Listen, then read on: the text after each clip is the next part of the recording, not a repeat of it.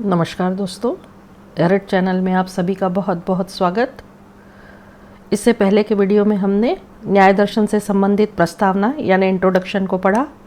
आज हम न्याय दर्शन की ज्ञान मीमांसा यानी एपिस्टेमोलॉजी को जानेंगे। तो जो न्याय है यह वस्तुवादी दर्शन है। तो सबसे पहले देखते हैं हम वस्तुवादी दर्शन का अर्थ क्या होता है। तो न्याय दर्शन के अनुसार जो बाह्य वस्तु का अस्तित्व है वह जानने वाला ने ज्ञाता से स्वतंत्र होता है, अर्थात वह हमारे ज्ञान पर निर्भर नहीं होता। उदाहरण के लिए हम देखते हैं कि जितनी भी भौतिक वस्तुएं हैं जैसे पेड़, टेबल, कुर्सी, पंखा, पहाड़ इत्यादि, इनका अस्तित्व हमारे मन पर निर्भर नहीं है। हमें इसकी जानकारी नहीं है या हम इनसे अनभिज्ञ है, तब भी वह अपने अस्तित्व पर कायम रहेंगी। मानसिक भाव का अस्तित्व हमारे मन पर निर्भर करता है, अर्थात जब तक हमारा मन उसकी अनुभूति नहीं करता तब तक उसका कोई अस्तित्व नहीं है। उदाहरण के तौर पे हम ये ले सकते हैं कि मान लीजिए कि हमारे घर के आसपास शादी या कोई बड़ा समारोह है और सुख है वहाँ पर या खुशी है, तो उस खुशी और सुख हमारे लिए अस्तित्व विहीन है जब तक कि हमारा मन उसके लिए उससे संबंधित नहीं है या हमारा मानसिक भाव उस सुख से या उस खुशी से संबंधित नहीं है। इसी तरीके से दुख भी अगर है हमारे पड़ोस में, तो चूंकि हमारा मन या मानसिक भाव हमारा उनके प्रति नहीं है, उस दुख के प्रति, तो वह हमारे लिए अस्तित्व नहीं रखता है। तो न्याय दर्शन का जो प्रतिपादन है विशेषतः वह युक्ति के द्वारा हुआ है।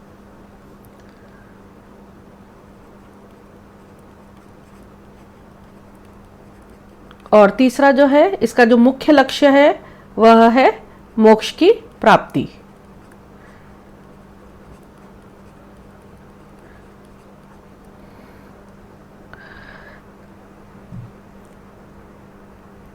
तो मोक्ष की अनुभूति तत्वज्ञान यानी वस्तुओं के वास्तविक स्वरूप को जानने से ही संभव है।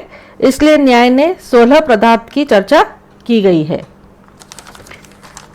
Nyaya is a realistic philosophy. It is based on logical ground. The ultimate aim is liberation, which means the absolute sensation of pain and suffering. Nyaya is a philosophy of life.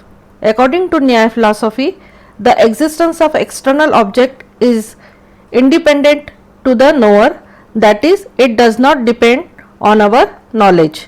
The existence of pleasure and pain is depend on our mind and mana. The perfect liberation according to Maharshi Gautam can be realized by everyone if he follows the path of right knowledge, and right knowledge according to Nyaya Sutra consists of 16 great topic और पदार्थ। तो आइए देखते हैं हम ये 16 पदार्थ कौन कौन से हैं। तो सबसे पहला जो पदार्थ है वह है प्रमाण यानी मीन्स ऑफ राइट नॉलेज। दूसरा है प्रमेय यानी ऑब्जेक्ट्स ऑफ राइट नॉलेज। तीसरा है संशय यानी डाउट। चौथा है प्रयोजन यानी पर्पस। पांचवा है दृष्टांत यानी फैमिलियर एग्जाम्पल। छठा जो पदार्थ है वह है सिद्धांत यानी एस्टेब्लिश्ड ट्रुथ। सातवां है अवयव यानी प्रीमाइसेस और मेंबर ऑफ सिलोजिज्म। और आठवां है तर्क यानी रीजनिंग। और नौवां है निर्णय यानी कंक्लूजन। 10वां है वाद यानी आर्ग्यूमेंटेशन। 11वां है जल्प यानी सोफिस्ट्री कंट्रोवर्सी। 12वां है वितंडा यानी रैंगलिंग। 13वां है हेत्वाभास यानी फैलेसिस। 14 है छल यानी क्यूबल। 15 है जाति यानी फॉल्स एनालॉजीज और फ्यूटिलिटी। और लास्ट है 16वां निग्रह स्थान यानी अनफिटनेस फॉर आर्ग्यूइंग। अब देखते हैं हम जो इसका सबसे पहला वाला है जो है प्रमाण। तो आते हैं हम प्रमाण। तो सबसे पहले हम याद देखते हैं कि प्रमाण क्या है। तो यथार्थ ज्ञान को हम प्रमाण कहते हैं। तो ज्ञान प्राप्त करने के 4 साधन हैं। पहला है प्रत्यक्ष, दूसरा है अनुमान, तीसरा है उपमान और चौथा है शब्द। मीन्स ऑफ राइट नॉलेज जो है वो है परसेप्शन, इन्फरेंस, कंपैरिजन और टेस्टिमनी। अब आते हैं हमारे सामने प्रश्न आता है कि ज्ञान क्या है। तो ज्ञान वस्तु की अभिव्यक्ति ही ज्ञान कहलाती है। तो ज्ञान के दो प्रकार है, एक है प्रमा और दूसरा है अप्रमा, यानी वैलिड एंड नॉन वैलिड। तो यहाँ पर हम देखते हैं प्रमा यानी किसी वस्तु के यथार्थ अनुभव को प्रमा कहते हैं, और ये जो यथार्थ ज्ञान है जिसको हम प्रमा कहते हैं, इसके जो भेद है वो वही है प्रत्यक्ष, अनुमान, उपमान और शब्द। इसी तरीके से जो अप्रमा है वह स्मृति है, तर्क है, भ्रम है, संशय है। तो स्मृति को यथार्थ ज्ञान नहीं कह सकते, क्योंकि स्मृति किसी बीती हुई वस्तु या घटना के अनुभव पर आधारित होती है, और संशय, भ्रम और तर्क इसके द्वारा यथार्थ ज्ञान प्राप्त नहीं हो सकता। तो प्रत्यक्ष जो है वह प्रमाण में प्रत्यक्ष का महत्वपूर्ण स्थान है। न्याय दर्शन में प्रत्यक्ष का प्रयोग साधन के अतिरिक्त साध्य के रूप में भी हुआ है। प्रत्यक्ष के द्वारा जो ज्ञान प्राप्त होता है वह भी प्रत्यक्ष कहा जाता है। तो प्रत्यक्ष का प्रयोग प्रमाण तथा प्रमा दोनों अर्थों में हुआ है। प्रत्यक्ष ज्ञान संदेह रहित है। प्रत्यक्ष ज्ञान को किसी अन्य के द्वारा प्रमाणित करने की आवश्यकता नहीं है। इसीलिए प्रत्यक्ष के लिए कहा गया है कि प्रत्यक्ष किम प्रमाणम, यानी प्रत्यक्ष स्वयं निर्विवाद है। अब देखते हैं हम प्रत्यक्ष के प्रकार। तो प्रत्यक्ष के जो प्रकार है वो दो है, एक है लौकिक यानी ऑर्डिनरी, दूसरा है अलौकिक। अलौकिक यानी एक्स्ट्रा ऑर्डिनरी। तो यहाँ पर हम देखते हैं कि जो लौकिक है वह दो प्रकार के, बाह्य प्रत्यक्ष और मानस प्रत्यक्ष। बाह्य प्रत्यक्ष यानी जब आत्मा और मन दोनों का कांटेक्ट हो, या हम ये कह सकते हैं कि दोनों का संपर्क हो, और मन और बाह्येंद्रिय का संपर्क हो, और बाह्येंद्रिय एवं बाह्य पदार्थ के साथ संपर्क हो। तो बाह्य प्रत्यक्ष में 5 भेद है। एक है चक्षु के द्वारा, श्रवण के द्वारा, स्पर्श के द्वारा, घ्राण के द्वारा और रस के द्वारा। इसी तरह जो मानस प्रत्यक्ष है वह आत्मा और मन का संपर्क है, और मन और मानस के साथ संपर्क है।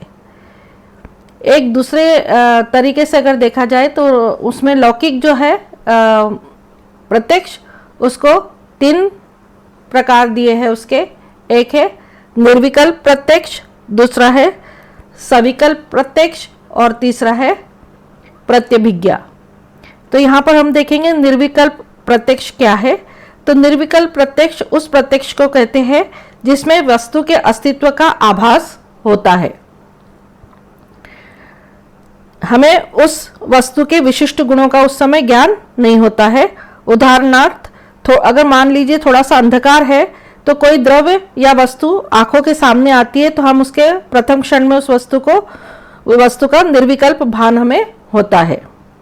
अब आते हैं हम सविकल्प। तो सविकल्प प्रत्यक्ष जो है वह वस्तु का निश्चित और स्पष्ट ज्ञान है। सविकल्प प्रत्यक्ष में वस्तु के अस्तित्व का ज्ञान ही नहीं अपितु उसके गुणों का भी ज्ञान होता है। सविकल्प प्रत्यक्ष निर्णयात्मक है। इस प्रकार लौकिक एवं अलौकिक सभी प्रत्यक्ष स्पष्ट और निश्चयात्मक होने के कारण सविकल्प होते हैं। फिर है प्रत्यभिज्ञा। तो प्रत्यभिज्ञा का अर्थ है पहचान होना। तो यहाँ पर हम देखते हैं कि भूतकाल में देखी हुई वस्तु को वर्तमान काल में पुनः देखने पर यदि हम उसको पहचानते हैं तो हम उसे प्रत्यभिज्ञा कहते हैं। मान लीजिए कोई व्यक्ति हमें पहले कभी मिला हो और आज वह मिल रहा हो, तो हम कहते हैं कि उस समय वो व्यक्ति हमें मिला था और वही व्यक्ति आज हमें मिल रहा है। अलौकिक प्रत्यक्ष के 3 भेद है। एक है सामान्य लक्षण प्रत्यक्ष, दूसरा है ज्ञान लक्षण प्रत्यक्ष, और तीसरा है योगज प्रत्यक्ष। तो यहाँ पर हम देखते हैं कि जो सामान्य लक्षण है वह न्याय दर्शन के अनुसार हम मनुष्य को देखने के साथ ही उसमें संवेद मनुष्य तत्व सामान्य का भी प्रत्यक्ष करते हैं। जिस प्रत्यक्ष को जाति का प्रत्यक्ष होता है उस प्रत्यक्ष को सामान्य लक्षण प्रत्यक्ष कहते हैं। जैसे राम, श्याम, सीता, गीता इत्यादि सभी मनुष्य एक दूसरे से भिन्न हैं, फिर भी जब हम राम को देखते हैं तो कहते हैं कि यह मनुष्य है। इसका कारण यह है कि राम के प्रत्यक्षीकरण में मनुष्य तत्व का प्रत्यक्षीकरण होता है। इस प्रत्यक्ष को सामान्य लक्षण प्रत्यक्ष कहा जाता है क्योंकि यह सामान्य के प्रत्यक्ष द्वारा प्राप्त होता है। इस प्रत्यक्ष की कल्पना न्यायिक दर्शन ने सामान्य नामक स्वतंत्र पदार्थ की सत्ता की सिद्ध करने के लिए की है। दूसरा है हमारा ज्ञान लक्षण प्रत्यक्ष। तो साधारणतः जो विषय जिस इंद्रिय का ग्राह्य विषय है उस विषय की प्रतीति उसी इंद्र से होती है, किंतु कभी कभी ऐसा भी होता है कि किसी इंद्रिय के ग्राह्य विषय की प्रतीति अन्य इंद्रिय से हो जाती है। जैसे साधारणतः प्रत्येक इंद्रिय के भिन्न भिन्न विषय है, जैसे आँख से रूप का, कान से शब्द का, नाक से गंध का, त्वचा से स्पर्श का और जीभ से स्वाद का ज्ञान होता है।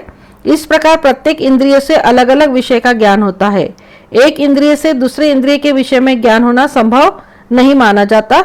जैसे आँख से शब्द, गंध, स्पर्श और स्वाद का ज्ञान होना संभव नहीं होता, परंतु ज्ञान लक्षण प्रत्यक्ष अलौकिक प्रत्यक्ष का वह भेद है जिसके द्वारा इंद्रिय अपने अपने विषय से भिन्न विषय का भी ज्ञान ग्रहण करती है। इस प्रकार एक इंद्रिय के विषय का किसी अन्य इंद्रिय जिसका वह विषय न हो से ज्ञान प्राप्त करना एक असाधारण बात अवश्य है। इसी अर्थ में ज्ञान लक्षण प्रत्यक्ष को असाधारण या अलौकिक कहते हैं। न्याय दर्शन में भ्रम की व्याख्या ज्ञान लक्षण प्रत्यक्ष के द्वारा की जाती है। फिर है योगज प्रत्यक्ष। यह योगज सन्निकर्ष से योगियों को होने वाला प्रत्यक्ष है। साधारणतः इंद्रियों की शक्ति सीमित है।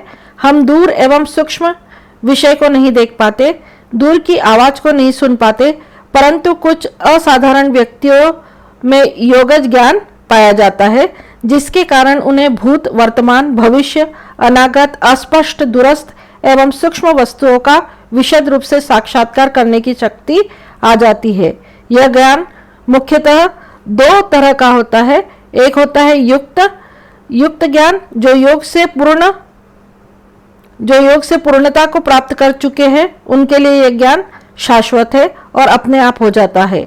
इस प्रकार के व्यक्ति को युक्त कहते हैं। दूसरा है युंजान, यानी जो योग से पूर्ण नहीं है, जिन्हें आंशिक सिद्धि प्राप्त है, उन्हें ध्यान लगाने की आवश्यकता होती है। ऐसे पुरुष को युंजान कहा जाता है। बातें हम अनुमान में यानी इन्फेरेंस। तो अनुमान क्या है?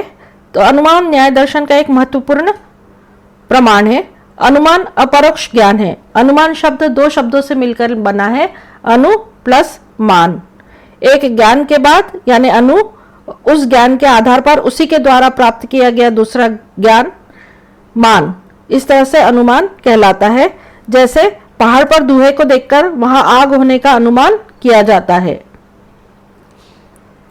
तो अनुमान के जो प्रकार है वह देखते हैं। तो अनुमान के दो प्रकार है, एक है स्वार्थानुमान और दूसरा है परार्थानुमान। तो यहाँ पर हम देखते हैं कि स्वार्थानुमान यानी जब मानव स्वयं अपने ज्ञान की प्राप्ति के लिए अनुमान करता है, तब उस अनुमान को स्वार्थानुमान कहा जाता है। स्वार्थानुमान में वाक्य को क्रमबद्ध रखने की आवश्यकता नहीं होती। जैसे पहाड़ पर धुएं को देखकर यह अनुमान किया जाता है कि वहां आग होगी। इस अनुमान का आधार पहले का अनुभव है। जब भी हमने धुएं को देखा तो यह अनुमान किया कि वहां आग लगी होगी। इस अनुमान का आधार पहले का अनुभव है। दूसरा है परार्थानुमान। तो परार्थानुमान दूसरों के निमित्त किया जाता है। जब हम दूसरों की शंका को दूर करने के लिए अनुमान का सहारा लेते हैं तो उस अनुमान को परार्थानुमान कहा जाता है। परार्थानुमान के लिए 5 वाक्यों की आवश्यकता होती है, इसलिए इस अनुमान को पंचावयव कहा जाता है। इस अनुमान के 5 अवयव इस प्रकार है।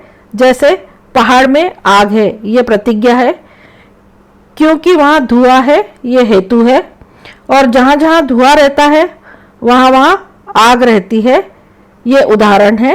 और पहाड़ में धुआं है, ये उपनय है, और इसलिए पहाड़ में आग है, ये निगमन है। तो परार्थानुमान और स्वार्थानुमान में अंतर यह है कि स्वार्थानुमान में 3 वाक्यों की आवश्यकता होती है, परंतु परार्थानुमान में 5 वाक्यों की आवश्यकता होती है और स्वार्थानुमान पहले आता है और परार्थानुमान बाद में आता है। अब हम जानेंगे अनुमान के अवयव। तो अनुमान के 3 अवयव है, एक है पक्ष, दूसरा है साध्य और तीसरा है हेतु। तो पक्ष अनुमान का वह अंग है जिसके संबंध में अनुमान किया जाता है। साध्य उसे कहते हैं जो पक्ष के संबंध में सिद्ध किया जाता है। हेतु उसे कहते हैं जिसके द्वारा पक्ष के संबंध में साध्य सिद्ध किया जाता है। साध्य का संबंध पक्ष के साथ होता है। यह हेतु यानी साधन के द्वारा सिद्ध होता है। जैसे मान लीजिए उदाहरण है कि पर्वत में आग है, तो यहाँ पर जो पर्वत है वह पक्ष है, अग्नि साध्य है और धुआं हेतु यानी साध्य। बातें हम अनुमान का आधार। तो अनुमान की 2 आवश्यक बातें हैं, एक है अनुमान और दूसरा है व्याप्ति।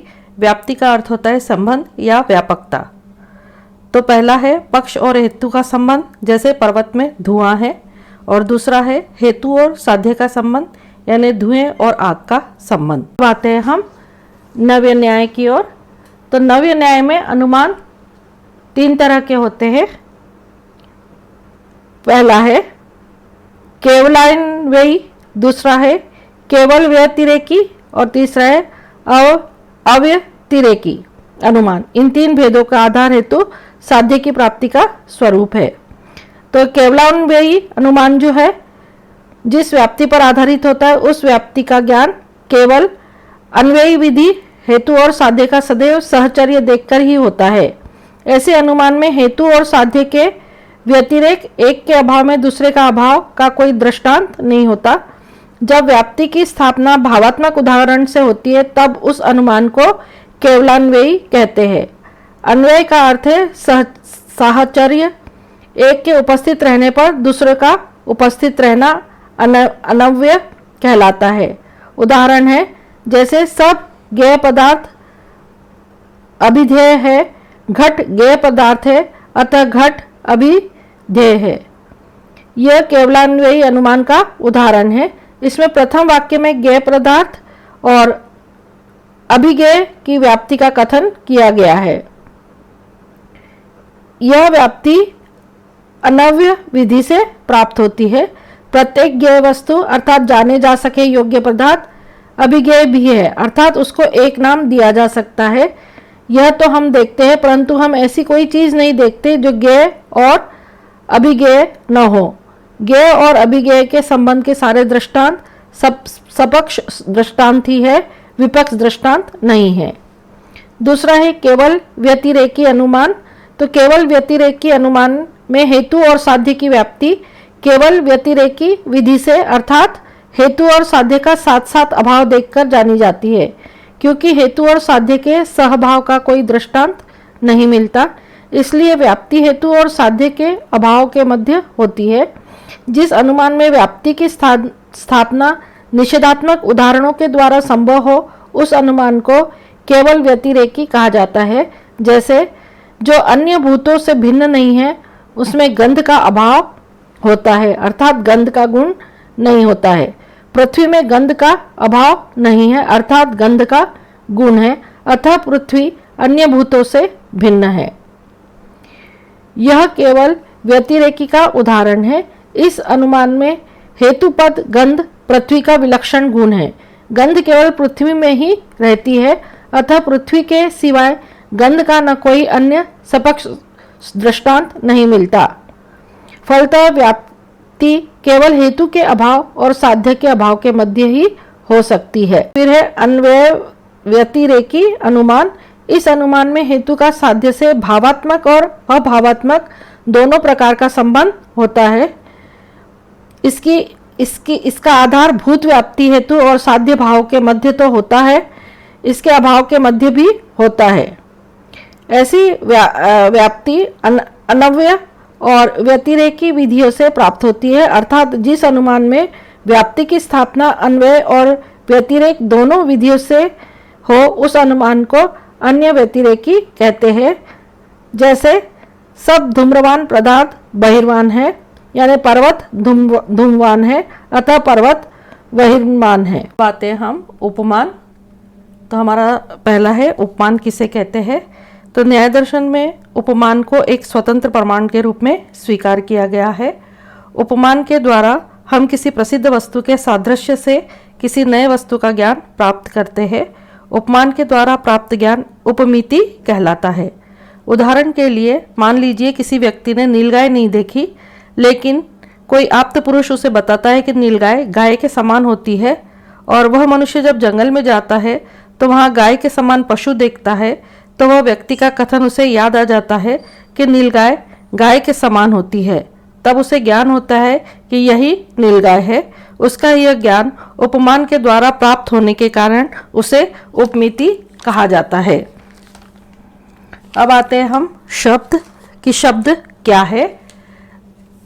तो न्याय के अनुसार चौथा प्रमाण शब्द है। शब्द एवं वाक्य से जो वस्तुओं का ज्ञान प्राप्त होता है उसे शब्द कहते हैं।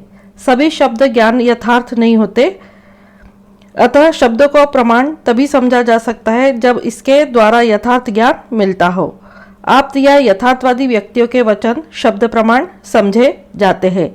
यदि किसी व्यक्ति को यथार्थ ज्ञान प्राप्त रहे और वह अन्य व्यक्तियों के उपकार के लिए उस ज्ञान को प्रकट करे तो उसके वचन सत्य समझे जाते हैं। कोई वचन या वाक्य स्वतः तो वस्तुओं का ज्ञान नहीं करा सकता।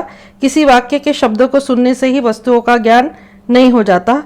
शब्दों को सुनकर तथा उसके अर्थ को समझ लेने पर ही उससे कोई ज्ञान प्राप्त होता है। अतः शब्द यथार्थ या प्रामाणिक तब होता है जब वह किसी विश्वास योग्य व्यक्ति द्वारा निश्चितार्थ वाक्य होता है। संक्षिप्त में हम ये कह सकते हैं कि विश्वास योग्य व्यक्ति के वचन के अर्थ का ज्ञान शब्द प्रमाण है। तो शब्द जो है वो दो प्रकार के, एक है दृष्टांत और है दूसरा अदृष्टार्थ। तो दृष्टार्थ यानी शब्द दृष्टार्थ और अदृष्टार्थ होते हैं। दृष्टार्थ शब्द उसे कहते हैं जिसमें ऐसी वस्तुओं का ज्ञान प्राप्त होता है जिसका प्रत्यक्ष हो सके, और अदृष्टार्थ शब्द उसे कहते हैं जिससे अदृष्ट वस्तुओं का ज्ञान प्राप्त होता है। साधारण मनुष्य या महात्माओं के विश्वास योग्य वचन, धर्म ग्रंथों की वैसी उक्तियां जो दृष्ट पदार्थों के संबंध की हो, न्यायालय में साक्षियों के वचन, विश्वास योग्य किसानों की कृषि संबंधी उक्तियां, वर्षा के लिए धर्म ग्रंथों के बताए हुए यज्ञों के विधान इत्यादि दृष्टार्थ शब्द के अंतर्गत आते हैं। किंतु प्रत्यक्ष के बाहर वस्तुओं के संबंध में जो साधारण मनुष्य, महात्मा, धर्मगुरु एवं धर्म ग्रंथों के विश्वास योग्य वचन होते हैं, परमाणु आदि विषय के संबंध में जो वैज्ञानिकों के वचन हैं, पाप और पुण्य के संबंध में जो धर्मगुरुओं के वचन हैं, ईश्वर, जीव की नित्यता आदि के संबंध में जो धर्म ग्रंथों की उक्तियां हैं, ये सभी अदृष्टार्थ शब्दों के अंतर्गत आता है। दूसरे तरीके से अगर हम देखें तो शब्द को के दो भेद दिए हैं, एक है वैदिक और दूसरा है लौकिक। तो जो वैदिक है शब्द स्वयं ईश्वर के वचन माने जाते हैं, अतः वैदिक शब्द बिल्कुल निर्दोष एवं अभ्रांत है। किंतु लौकिक शब्द सभी सत्य नहीं होते, ये मनुष्यों के वचन है, अतः ये सत्य या मिथ्या भी हो सकते हैं। लौकिक शब्द केवल वही सत्य है जो विश्वास योग्य व्यक्तियों के वचन होते हैं। हम देखते हैं कि शब्द का प्रथम प्रकार भेद ज्ञातव्य विषयों के स्वरूप के अनुसार हुआ है। दूसरा प्रकार भेद शब्द की उत्पत्ति के संबंध में हुआ है। किंतु दोनों ही से यह पूर्णतः स्पष्ट है कि न्याय के अनुसार शब्द की उत्पत्ति किसी व्यक्ति से होती है, चाहे वह व्यक्ति कोई मनुष्य हो या स्वयं भगवान हो। इस वीडियो में हमने न्याय दर्शन की ज्ञान मीमांसा में प्रमाण और उसके साधन जैसे प्रत्यक्ष, अनुमान, उपमान एवं शब्द से संबंधित जानकारी ली। अगले वीडियो में हम ज्ञान मीमांसा से संबंधित अन्य पदार्थ को जानेंगे। तब तक के लिए नमस्कार। हमारे चैनल को लाइक करें, शेयर करें और सब्सक्राइब करें। धन्यवाद।